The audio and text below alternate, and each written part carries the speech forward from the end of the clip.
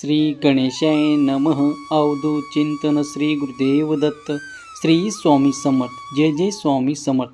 स्वामी म्हणतात, माझ्या प्रिय बाळा, आनंद साजरे करणारे प्रत्येक मार्ग आहे. जर तू आज या नवीन वर्षात तिसऱ्या दिवशी आनंदी झालास, आनंदाने बहरलास, तर तुझे संपूर्ण वर्षच नाही तर आयुष्यसुद्धा खूप काही आनंदी होईल. बाळा, तुझ्याकडे जे काही आहेत त्यात आनंदी राहा आणि येणाऱ्या भविष्यासाठी चिंता सोड, कारण ते सर्व काही पाहायला तुझा देव तुझ्यासोबत आहे. आणि तुला जे काही हवे आहे ते प्राप्त करताना जर तुला काही कठीण वाटत असेल तर नामस्मरण कर, माझे चिंतन कर. मी प्रत्येक वेळेला तुझ्यासोबत आहे. देव म्हणतात, उत्सव साजरे करण्यासाठी तुम्हाला मी आज आशीर्वाद करत आहे. तुमचा पिता म्हणून मी तुमच्यापर्यंत आलो आहे. तुम्ही सर्व काही आनंद साजरे करावे आणि त्या मनाला खूप काही आनंद ठेवावे.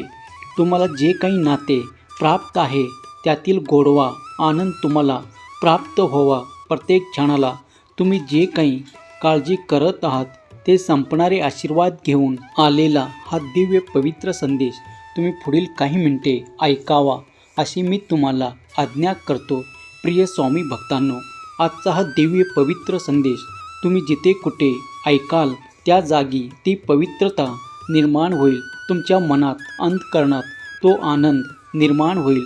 आज हा या वर्षाचा तिसरा दिवस तुमच्या सर्वांना खूप काही शुभ जावो. तुमच्या सर्व काही चांगल्या इच्छा पूर्ण हो आणि तुम्हाला सुख, समाधान, आरोग्याची आणि तुमच्या प्रेमाची प्राप्ती हो. हे स्वामी माऊली चरणी प्रार्थना. प्रत्येकाला आपल्या मनाप्रमाणे आयुष्य जगण्याचा जो काही अधिकार आहे तो कोणीही काढून घेऊ शकत नाही. मग तुम्हीही न घाबरता पाऊल पुढे टाका. तुमच्यासाठी जे काही कर्म आहे ते पूर्ण करा आणि येणारा आनंद प्रत्येक क्षणाला साजरा करा, कारण प्रत्येक क्षण हा नवीन आहे.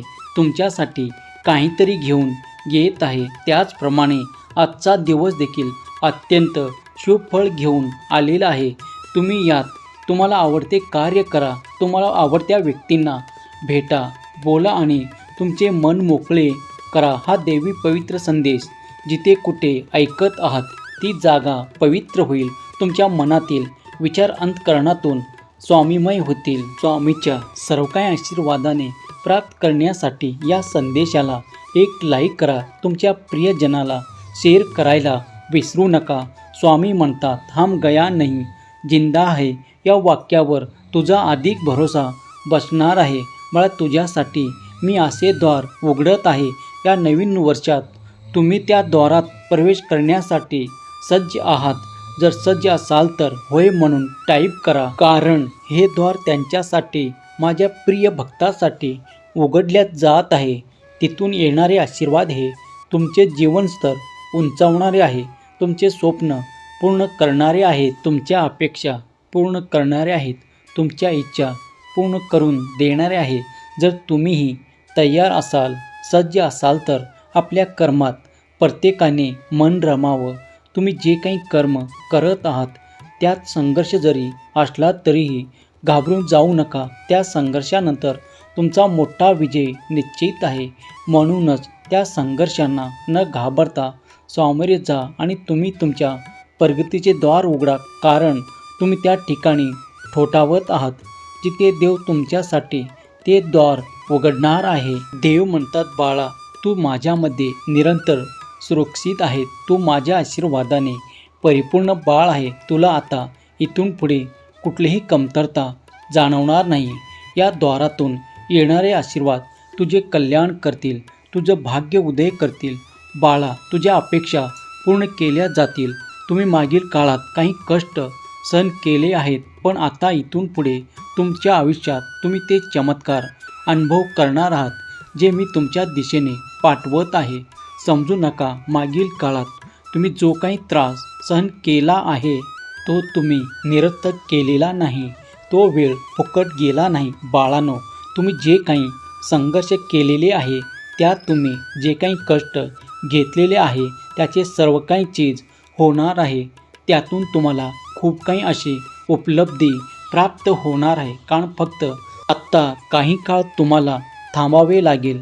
तुमच्या इच्छा अपेक्षा आणि खूप काही असे परिवर्तन घडणार आहे जे तुमच्यासाठी योग्य दिशेने येत आहे.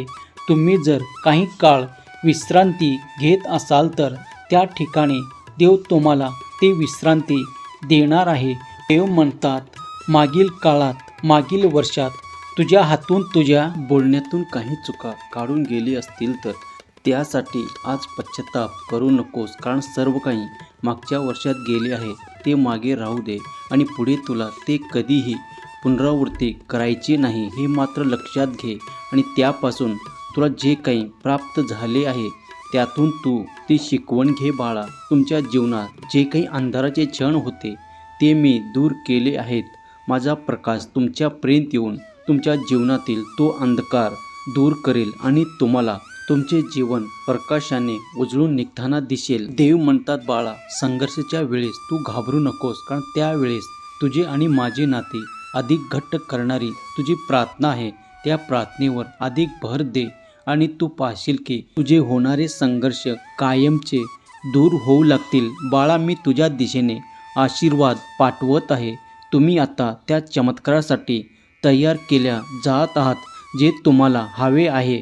जेव्हा तुम्ही नात्यामध्ये तो दुरावा दूर करू इच्छिता तेव्हा मी तुमच्या दिशेने ते प्रेम, आपुलकीचे संबंध आणि प्रेमाच्या नात्यातील तो गोडवा पाठवत आहे. त्यासाठी सज्ज व्हा. तुम्ही आकर्षित करणारे प्रेम तुमच्या दिशेने येत आहे. त्यासाठी सज्ज व्हा. जे कोणी आपल्या आरोग्याबद्दल खूप काही चिंता करत आहे त्याच्या त्या सर्व काही क्लेशाच्या चिंता मी आज दूर करण्यासाठी आणि त्यांना आरोग्याचा परिपूर्ण आशीर्वाद देण्यासाठी आलो आहे.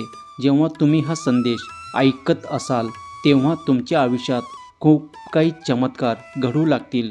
काही काळातच तुम्ही पाहाल की तुमचे अस्वस्थ मन स्वस्थ झाले आहे. तुमच्या मनात खूप काही असे सकारात्मक परिवर्तन घडत आहे जे तुमच्या आरोग्याला उत्तम ठेवणार आहे. देव म्हणतात, तुझ्यासाठी माझे आशीर्वाद हे चमत्काराप्रमाणे आहेत.